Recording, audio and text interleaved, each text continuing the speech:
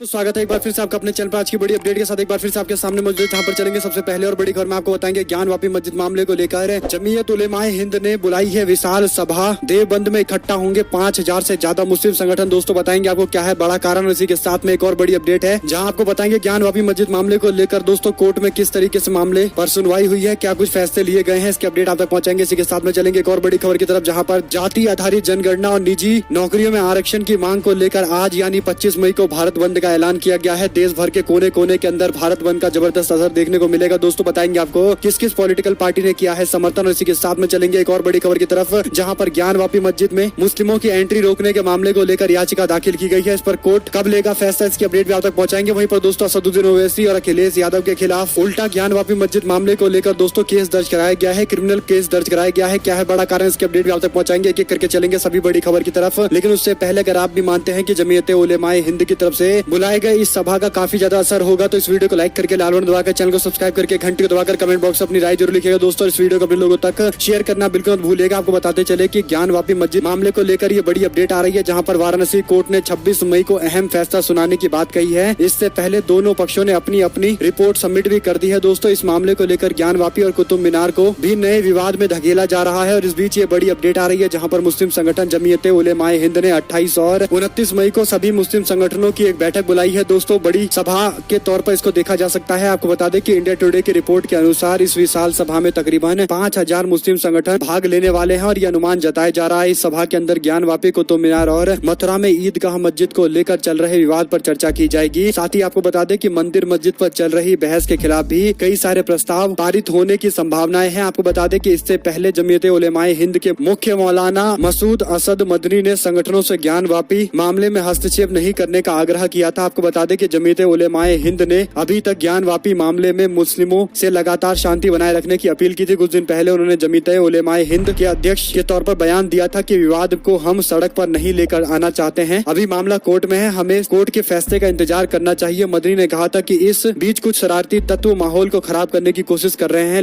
लेकिन हमें सावधान रहने की जरूरत है। इस तरीके से उन्होंने बयान दिया था दोस्तों। और इसके बाद अब ये बड़ी सभा बुलाई गई है जिसमें 5000 से ज्यादा मुस्लिम संगठन भी शामिल होने वाले हैं और कई हजार लोग शामिल होंगे। तो आप लोग की इस पर क्या कुछ राय है लिख कर जरूर बताइएगा। चलते हैं एक और बड़ी अपडेट की तरफ जहां पर ज्ञानवापी मस्जिद विवाद को लेकर डिस्ट्रिक्ट कोर्ट ने कमीशन रिपोर्ट पर मुस्लिम पक्ष से आपत्ति मांगी है। मामले में सुनवाई 26 मई को होने वाली है। दोस्तों गौरतलब है कि ज्ञानवापी मस्जिद और श्रृंगार मंदिर मामले को लेकर वाराणसी के जिला जज को सुनवाई का क्रम तय करना था, जिसके बाद दोस्तों सुनवाई भी की गई है। आपको बता दें कि मस्जिद पक्ष के वकील अभय नाथ यादव ने कहा कि श्रृंगार मंदिर प्रकरण में सुनने का मतलब प्लेसेस ऑफ वर्शिप एक्ट यानी पूजा स्थल कानून 1991 का उल्लंघन होगा। दूसरी ओर मुस्लिम पक्ष की ओर से वकील ने कहा था कि लोअर कोर्ट सिविल जज सीनियर के यहाँ इस एप्लीकेशन को नकारते हुए कमीशन की कार्रवाई करा दी गई है जो वैधानिक नहीं है। और इस तरीके से दोस्तों बहस चलती रही जिसके बाद इस मामले को 26 तारीख तक के लिए टाल दिया गया है। एक और बड़ी अपडेट आ रही है जहाँ पर जातीय जनगणना और निजी नौकरियों में आरक्षण की मांग को लेकर 25 यानी आज पूरे भारत में बंद बुलाया गया है। आपको बता दें कि all India backward and minority communities employed federation ने जाति आधारित जनगणना की मांग और चुनाव के दौरान ईवीएम के इस्तेमाल पर रोक लगाने को लेकर 25 मई यानी आज भारत बंद का आह्वान किया है। इसके अलावा महासंघ ने कहा कि वह निजी क्षेत्रों के अंदर SC ST OBC के लिए आरक्षण चाहता है। बहुजन मुक्ति पार्टी और बहुजन क्रांति मोर्चा के साथ साथ अन्य वाम सेप से जुड़े हुए संगठनों ने इस आह्वान का पूरा समर्थन किया है। किसानों के MSP की गारंटी देने वाले कानून लाने की मांग की गई है। दोस्तों इसी के साथ में कई और मुद्दे उठाए गए हैं। सभी को एक साथ में जोड़ने के लिए इन मुद्दों को जोर शोर से उठाया जा रहा है। दोस्तों वहीं आपको बता दें कि उड़ीसा और मध्य प्रदेश के अंदर पंचायत चुनाव में OBC आरक्षण से अलग निर्वाचक मंडल की मांग कर रहे संगठनों ने भी इसका समर्थन किया है। दोस्तों इसी बीच आपको बता दें कि आदिवासी से जुड़े हुए मुद्दों को लेकर भी इस बंद में सवाल खड़े किए जाएंगे। इस पर आप लोग की क्या कुछ राय है लिखकर जरूर बताएगा। चलते हैं एक और बड़ी अपडेट की तरफ जहां पर ज्ञानवापी मस्जिद मामले को लेकर एक और याचिका दाखिल की गई है दोस्तों, जिसमें कहा गया है कि मस्जिद के अंदर मुस्लिमों की एंट्री पर बैन लगना चाहिए यानी नमाज पढ़ने मस्जिद में जाने से रोकने की बातें की गई है। इससे पहले वजू खाने को सील कर दिया गया था और अब ये मांग की जा रही है। दोस्तों चलते हैं एक और बड़ी अपडेट की तरफ जहां पर ज्ञानवापी मस्जिद मामले को लेकर एक के बाद एक भाजपाई नेताओं ने भड़काऊ बयान दिए। इसके बावजूद दोस्तों उन नेताओं के खिलाफ कार्रवाई करने की बजाय अखिलेश यादव और AIMIM के अध्यक्ष असदुद्दीन ओवैसी और उनके छोटे भाई अकबरुद्दीन ओवैसी समेत 7 लोगों के खिलाफ नामजद मुकदमा दायर करने की गुहार कोर्ट से लगाई गई है। याचिका में 200 अज्ञात लोगों के खिलाफ मुकदमा दर्ज करने की बात की गई है। आपको बता दें कि एडवोकेट हरिशंकर पांडे ने अपने याचिका में अखिलेश यादव, असदुद्दीन ओवैसी के अलावा मुफ्ती ए बनारस अब्दुल बातिन नोमानी और ज्ञानवापी मस्जिद के अंजुमन इंतजामिया कमेटी के अध्यक्ष मौलाना अब्दुल वाकिफ बाकी संयुक्त सचिव सैयद मोहम्मद यासीन को भी आरोपी बनाया गया है। इसमें आरोप लगाया गया है कि असदुद्दीन ओवैसी, अखिलेश यादव, तमाम इन नेताओं ने हिंदुओं की भावनाओं को ठेस पहुंचाने वाला बयान दिया है दोस्तों। जबकि अज्ञात लोगों पर कोर्ट कमीशन कार्रवाई के दौरान विरोध करने, बाधा पहुंचाने और वजू खाने में गंदगी फैलाने का आरोप लगाने के लिए मामला दर्ज करने की बात कही गई है। कुल मिलाकर इन नेताओं के खिलाफ कार्रवाई करवाने के लिए कोर्ट के अंदर दोस्तों याचिका तो दाखिल कर दी गई है, लेकिन दूसरी ओर सवाल ये खड़ा होता है कि जो भाजपाई नेता खुले तौर पर दंगाई वाली भाषा बोल रहे थे, उनके खिलाफ कब कार्रवाई की जाएगी? क्या पुलिस कोई कार्रवाई करेगी या केवल विपक्षी नेताओं को ही टारगेट करने के लिए इस तरीके से कोर्ट के अंदर अर्जी लगाई जाएगी? चलते हैं एक और बड़ी अपडेट की तरफ, जहां पर कोई माकूल कस्ती सामने आए तो पार्टी बदलने के सवाल को लेकर समाजवादी पार्टी के नेता आजम खान ने कुछ ऐसा बयान दिया है, जिसके बाद उनके बयानों को लेकर फिर से अलग तरीके का इंटरप्रिटेशन शुरू हो गया है। दोस्तों आपको बता दें कि उनसे जब मीडिया वालों ने सवाल पूछा तो उन्होंने कहा कि कोई माकूल कश्ती सामने तो आए, अभी तो मेरा जहाज ही काफी है। यानी दोस्तों समाजवादी पार्टी के नेता आजम खान माकूल कश्ती ढूंढ रहे हैं। इस पर आप लोग की क्या कुछ राय है, लिखकर जरूर बताइएगा। कहीं ना कहीं जब नेता एक पार्टी छोड़कर दूसरी पार्टी में शामिल होते हैं तो कहा जाता है कि एक जहाज से दूसरे जहाज पर चले गए हैं, और इसी कहावत की ओर संकेत देते हुए उन्होंने कहा कि कोई माकूल कश्ती सामने तो आए, अभी तो मेरा जहाज ही काफी है। इस पर आप लोग की क्या कुछ राय रहेगी, इसे किस तरीके से आप लोग इंटरप्रिटेट करते हैं दोस्तों, कमेंट बॉक्स में लिखकर जरूर बताएगा। चलते हैं एक और बड़ी अपडेट की तरफ, जहां पर नरेंद्र मोदी क्वाड सम्मेलन में शामिल होने के लिए जापान पहुंचे हुए हैं, जहां पर जापान के प्रधानमंत्री, ऑस्ट्रेलिया के प्रधानमंत्री दोस्तों और अमेरिका के राष्ट्रपति जॉय बिडेन आए हुए हैं। सभी आपस में मुलाकात कर रहे हैं और इस दौरान नरेंद्र मोदी की एक तस्वीर को गोदी मीडिया के पत्रकार लगातार वायरल करते हुए कह रहे हैं कि भारत विश्व गुरु बन गया है। दोस्तों इस तस्वीर के अंदर नरेंद्र मोदी और जापान के प्रधानमंत्री जीने से उतरते वक्त सबसे आगे चल रहे हैं, जिसको लेकर ये लोग दावा कर रहे हैं कि भारत विश्व गुरु बन गया है। यानी आप समझ सकते हैं कि कितना कम IQ है इस तरीके के पत्रकारों का। दोस्तों भाजपाइयों की तरह ही इस तस्वीरों को साझा करते हुए बड़े बड़े दावे कर रहे हैं। आपको बता दें कि कुछ एक ऐसा वीडियो भी वायरल होता है जिसमें नरेंद्र मोदी ऑस्ट्रेलिया के प्रधानमंत्री और अमेरिका के राष्ट्रपति जॉय बिडेन की बातचीत के दौरान अचानक से उनके सामने गए और उनसे बात करने के लिए जबरदस्ती कोशिश करते नजर आ रहे हैं, जिसको लेकर भी दोस्तों लोग सोशल मीडिया पर अपनी अपनी राय दे रहे हैं। लेकिन एक बात तय है कि देश के गोदी मीडिया में जिस तरीके के कार्यक्रम चलाए जाते हैं दोस्तों, उससे साफ तौर पर दिखता है कि गोदी मीडिया के पत्रकारों के पास कितना कम IQ है कि इंटरनेशनल पॉलिटिक्स को केवल तस्वीरों के माध्यम से एक्सप्लेन करने लगते हैं दोस्तों। यहाँ तक कि 50, 60, 70, 80 सैकड़ों तस्वीरें आती हैं इन मीटिंग की, लेकिन एक तस्वीर को उठाकर ये लोग पूरी तरीके से एजेंडा चलाने में जुट जाते हैं दोस्तों। कहीं ना कहीं इनको इंटरनेशनल पॉलिटिक्स की केवल इतनी ही समझ है। इसी के साथ में एक और बड़ी अपडेट आ रही है, जहां पर कुतुब मीनार के अंदर पूजा की इजाजत मांगने के लिए हिंदू पक्ष ने याचिका दाखिल की थी कोर्ट के अंदर। ASI ने कोर्ट को जवाब देते हुए कहा कि पूजा की इजाजत हम नहीं दे सकते हैं। आर्कियोलॉजिकल सर्वे ऑफ इंडिया ने कुतुब मीनार परिसर के अंदर हिंदू देवी देवताओं के पुनर्स्थापना और पूजा अर्चना का अधिकार मांगने वाली याचिका का विरोध किया है। आर्कियोलॉजिकल सर्वे ऑफ इंडिया ने याचिका खारिज करने की मांग करते हुए कहा कि कुतुब मीनार के परिसर के अंदर हम पूजा करने की इजाजत नहीं दे सकते हैं। आर्कियोलॉजिकल सर्वे ऑफ इंडिया के अंदर में है ये, इसका संरक्षण देश का मॉन्यूमेंट है दोस्तों, और इस तरीके की चीजें, इस तरीके की हरकतों को अलाउ नहीं किया जा सकता। और एक और अपडेट की माने तो पंजाब पुलिस ने विजय सिंगला को कर लिया गिरफ्तार। भ्रष्टाचार के आरोप में गंवाना पड़ा मंत्री का पद। आपको बता दें कि पंजाब के मुख्यमंत्री भगवंत मान ने स्वास्थ्य मंत्री विजय सिंगला के भ्रष्टाचार के सबूत मिलने पर बर्खास्त कर दिया है। इसके कुछ देर के बाद एंटी करप्शन ब्रांच ने विजय सिंगला को गिरफ्तार भी कर लिया। आम आदमी पार्टी भ्रष्टाचार के खिलाफ एक मुहिम चला रही है दोस्तों, और इस मुहिम के कारण ही आम आदमी पार्टी अपने आप को भ्रष्टाचार को लेकर जीरो टॉलरेंट पार्टी बताती है, और इसका प्रदर्शन भी करके दिखाया। उन्होंने उनके मंत्री पर यह आरोप लगा था कि स्वास्थ्य मंत्रालय से जुड़े हुए जितने भी टेंडर पास किए जाए उसमें कट मनी का पैसा मांगा गया था मंत्रालय के मंत्री और अधिकारियों की तरफ से, जिसके बाद ये कार्रवाई की गई है। पहले तो उसको पद से हटाया गया, उसके बाद दोस्तों कार्रवाई करते हुए एंटी करप्शन ब्यूरो ने तत्काल प्रभाव से गिरफ्तार कर लिया है। एक और बड़ी अपडेट आ रही है, जहां पर हिमंत बिस्वा शर्मा के मदरसा वाले बयान पर भड़के असदुद्दीन ओवैसी बोले लोग बाढ़ से मर रहे हैं, पर ये आकर हेट स्पीच देते हैं। असम के मुख्यमंत्री हिमंत बिस्वा शर्मा ने जिस तरीके से मदरसों को लेकर बयान दिया, उस पर AIMIM के मुखिया और लोकसभा के सांसद असदुद्दीन ओवैसी ने भी तीखा हमला किया है। ओवैसी ने कहा कि असम में बाढ़ में 18 लोगों की मौत हो गई है, 7 लाख लोग बाढ़ से प्रभावित है, लेकिन यहाँ पर आकर हेट स्पीच देते हैं। मुख्यमंत्री का काम केवल हेट स्पीच देने का है। ओवैसी ने शर्मा के भाषण का वीडियो शेयर करते हुए कहा कि जब संघी ब्रिटिश एजेंट के तौर पर काम कर रहे थे तो मदरसा स्वतंत्रता आंदोलन में बढ़ चढ़कर हिस्सा ले रहा था। कई मदरसों ने इस्लाम से इतर विज्ञान, गणित और सामाजिक विज्ञान को पढ़ाया जाता है, लेकिन बीजेपी के लोगों को ये पता नहीं है। संघ से जुड़े हुए लोगों को इसकी जानकारी भी होगी तो भी, लेकिन वो लोग भड़काऊ बयान देने के लिए इस तरीके की चीजें करते हैं, इस तरीके की बातें करते हैं। और वो मुख्यमंत्री जिसके राज्य के अंदर त्राहिमाम की स्थिति दिखाई दे रही है, वो मुस्लिम समुदाय को लेकर और खासकर मदरसे को लेकर इस तरीके से टारगेटिंग कर रहा है। एक और अपडेट की माने तो यूपी विधानसभा के अंदर अखिलेश यादव और योगी आदित्यनाथ पहली बार आमने सामने आए दोस्तों। योगी आदित्यनाथ की सरकार पर कई सारे सवाल अखिलेश यादव ने खड़े किए, जिस पर अखिलेश यादव ने जवाब भी मांगा है दोस्तों। दोनों की तरफ से सवाल और जवाब का दौर लगातार जारी रहा। कुल मिलाकर आपको बता दें कि पहली बार इस तरीके का फेस ऑफ देखने को मिला है दोनों नेताओं के बीच में विधानसभा के सत्र के दौरान में। और एक और अपडेट आ रही है जहां पर जम्मू कश्मीर के अंदर आतंकवादियों ने पुलिस कर्मी के घर में घुसकर गोली मार दी। जम्मू कश्मीर के अंदर श्रीनगर के सौरा इलाके के अंदर आतंकवादियों ने पुलिस कर्मियों के घर में घुसकर फायरिंग कर दी। दोस्तों हमले में घायल पुलिस कर्मी की मौत हो गई है, जबकि उसकी बेटी गंभीर रूप से घायल बताई जा रही है। आपको बताते चले कि पुलिस कर्मी की पहचान मलिक साहिब सौरा निवासी मोहम्मद सैयद कादरी पुत्र सैफुल्लाह कादरी के रूप में की गई है। वहीं पर घटना को लेकर जम्मू कश्मीर पुलिस ने पूरे इलाके की घेराबंदी शुरू कर दी और आतंकवादियों की तलाश में जुट गए हैं। कुल मिलाकर पुलिस के लोगों को खासकर टारगेटिंग की जा रही है। दोस्तों ये भी एक गंभीर सवाल है जिसको लेकर अब जम्मू कश्मीर के नेताओं का भी बयान सामने आएगा। एक और बड़ी अपडेट की माने तो कुतुब मीनार में पूजा की मांग को लेकर जिस तरीके से एएसआई की तरफ से दोस्तों एक सख्त टिप्पणी कोर्ट के अंदर की गई है, उसके बाद माना जा सकता है कि हाईकोर्ट की तरफ से भी याचिकाकर्ताओं को जोरदार फटकार जल्द ही लगने वाली है। चलते हैं एक और बड़ी खबर की तरफ जहां पर आम आदमी पार्टी से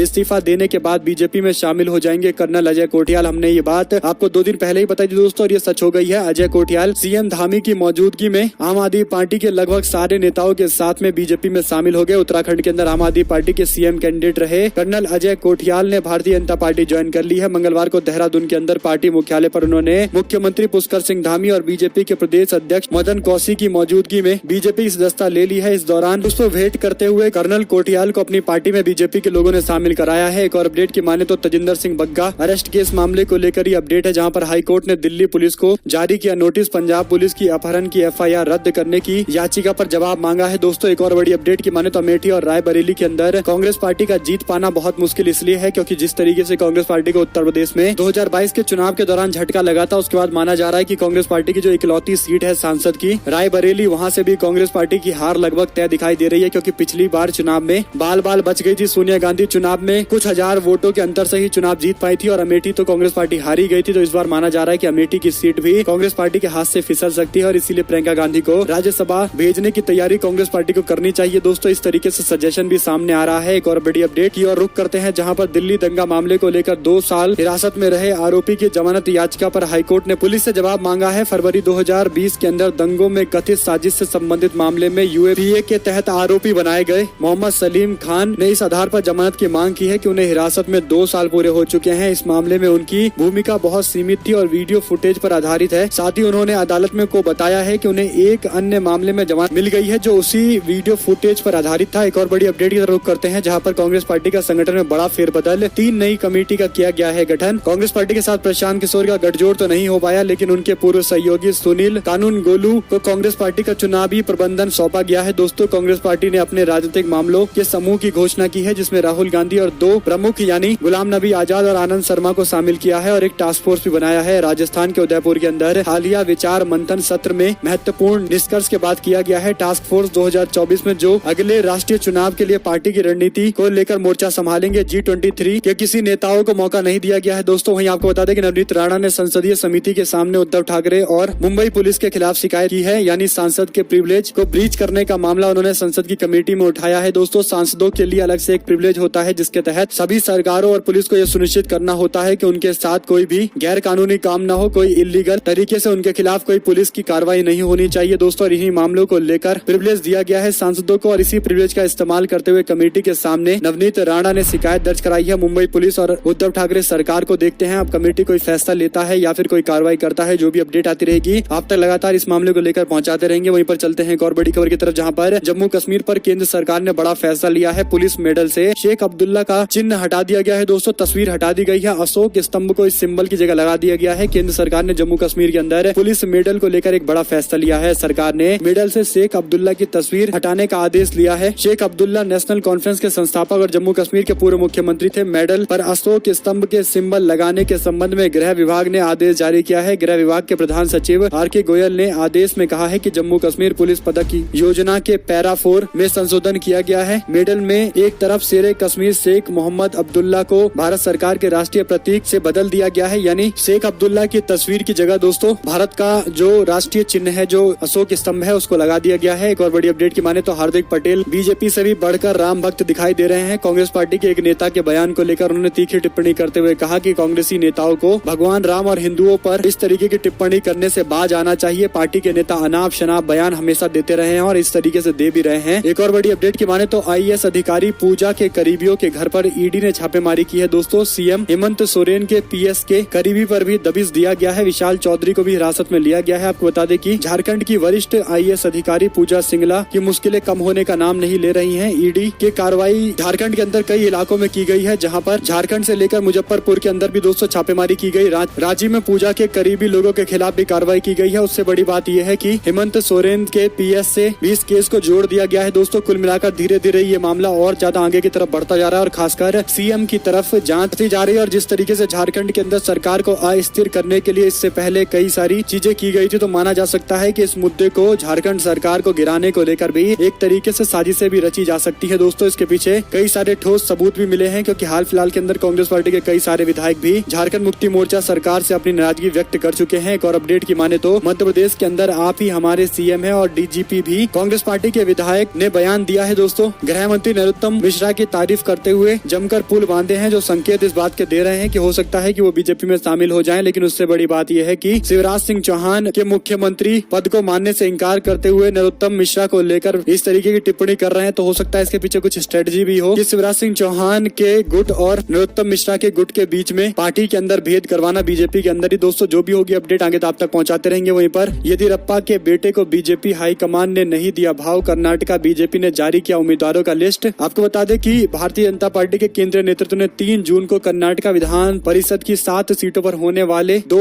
वर्षीय चुनाव में पूर्व मुख्यमंत्री BS येदियुरप्पा के बेटे विजेंद्र को उम्मीदवार नहीं बनाने का फैसला लिया है, जिसके बाद दोस्तों अब पार्टी के अंदर बयानबाजी और ज्यादा तीखी देखने को मिलेगी। खासकर येदियुरप्पा की तरफ से भी हो सकता है उनके समर्थक भी इस पर कुछ बयान दे, क्योंकि येदियुरप्पा ने बिना विरोध किए हुए भारतीय जनता पार्टी के मुख्यमंत्री पद से इस्तीफा दे दिया था और बीजेपी को नया मुख्यमंत्री बनाने की इजाजत दे दी थी। लेकिन बीजेपी के लोग जानते हैं कि येदियुरप्पा कितने बड़े नेता हैं, अगर वो चाहेंगे तो भारतीय जनता पार्टी को भारी नुकसान पहुंचा सकते हैं और इसीलिए बीजेपी के लोग अपने पुराने फैसले से सबक नहीं ले रहे हैं। दोस्तों इससे पहले येदियुरप्पा को पार्टी से बाहर बीजेपी ने निकाल दिया था, लेकिन जिस तरीके से येदियुरप्पा ने अपनी शक्ति दिखाई थी उसके बाद बीजेपी को बैकफुट पर आना पड़ा था और यही माना जा रहा है कि येदियुरप्पा एक बार फिर से बीजेपी के लिए चुनाव से पहले मुश्किलें खड़ी कर सकते हैं। जो भी आगे फैसला लेंगे आप तक लगातार पहुंचाएंगे। वहीं पर दोस्तों आम आदमी पार्टी जहां जहां जाती है भ्रष्टाचार करती है, बीजेपी के नेता और प्रवक्ता ये बयान दे रहे हैं। दरअसल पंजाब के अंदर मंत्री को बर्खास्त किए जाने और गिरफ्तार किए जाने को लेकर बीजेपी के नेता अपने आप को बड़ा ईमानदार पार्टी बताते हुए कह रहे हैं कि आम आदमी पार्टी जहां जाती है भ्रष्टाचार वहीं बढ़ जाता है। दरअसल दोस्तों आम आदमी पार्टी ने अपने मंत्री को सबसे पहले उसका इस्तीफा लिया और बाद में उसको गिरफ्तार कराया, लेकिन बीजेपी ने आज तक कोई ऐसा एग्जाम्पल सेट नहीं किया है। लेकिन बीजेपी के प्रवक्ता एंटी करप्शन ब्यूरो की जांच को लेकर सवाल खड़े कर रहे हैं और यहाँ तक कि आम आदमी पार्टी पर सवाल खड़े कर रहे हैं। एक और अपडेट की माने तो अपने गृह नगर कूच बिहार गए शिक्षा मंत्री परेश अधिकारी, CBI ने दिया था कोलकाता न छोड़ने का निर्देश। आपको बता दें कि कोलकाता न छोड़ने का CBI के निर्देश के बावजूद बंगाल के शिक्षा मंत्री मंगलवार को कूच बिहार स्थित अपने गृह नगर चले गए हैं। देखते हैं आगे क्या कार्रवाई की जाती है। वहीं पर विधानसभा सत्र के दूसरे दिन योगी आदित्यनाथ और अखिलेश यादव के बीच में जो नोकझोंक हुई है, उस मामले को लेकर दोस्तों अब कई सारे लोगों का रिस्पांस सामने आया है। वहीं आपको बताते चले कि ओम प्रकाश राजभर ने भी उनके खिलाफ जो मारपीट करने की कोशिश की गई थी उस मामले को भी उठाया है दोस्तों, जिसमें पुलिस थाने के सामने उन्होंने जबरदस्त विरोध भी किया था। ये अपडेट हमने आपको दी थी। और एक और अपडेट की माने तो DSP और SP का ट्रांसफर करने से कुछ भी नहीं होगा। कानून व्यवस्था ठीक करने को लेकर जो फैसले लिए जा रहे हैं उस पर अपनी नाराजगी बीजेपी के नेता ने जाहिर की है। दोस्तों मंगलवार को विजय कुमार सिन्हा लखीसराय में थे। यहाँ पर लोगों की समस्याओं को सुनकर वे भड़क गए। DGP और मुख्य सचिव और CM नीतीश ने इस मामले की शिकायत करने की बातें उन्होंने की है। हालांकि उन्होंने बयान देते हुए कहा कि चाहे कितने भी अधिकारियों को ट्रांसफर कर लो, इससे कानून व्यवस्था में कुछ इम्प्रूवमेंट देखने को नहीं मिल रहा है। बात करते हैं एक और बड़ी खबर की, जहाँ पर उत्तर प्रदेश के अंदर सरकारी चिट्ठी ने मचाया हड़कंप। राशन कार्ड वापस करने के लिए लोगों का तांता लगा है। दोस्तों राशन कार्ड का इस्तेमाल जो गलत तरीके से कर रहे हैं उनके खिलाफ कार्रवाई करने की बातें की गई थी। ये कहा गया था कि जो लोग राशन कार्ड के लिए अपात्र हैं, इसके बावजूद भी फायदा उठा रहे हैं, उनके खिलाफ कड़ी कार्रवाई आगे की जाएगी और इसीलिए इस मामले पर दोस्तों हिदायत दी गई है। आगे जो भी अपडेट आएगी आप लगातार पहुंचाते रहेंगे। आपकी क्या कुछ राय है लिखकर जरूर बताएगा। देख रहे थे आपका अपना चैनल जय हिंद जय भारत दोस्तों। बहुत बहुत धन्यवाद सभी लोगों का साथ में जुड़े रहने के लिए। बहुत बहुत धन्यवाद। जय हिंद जय भारत दोस्तों।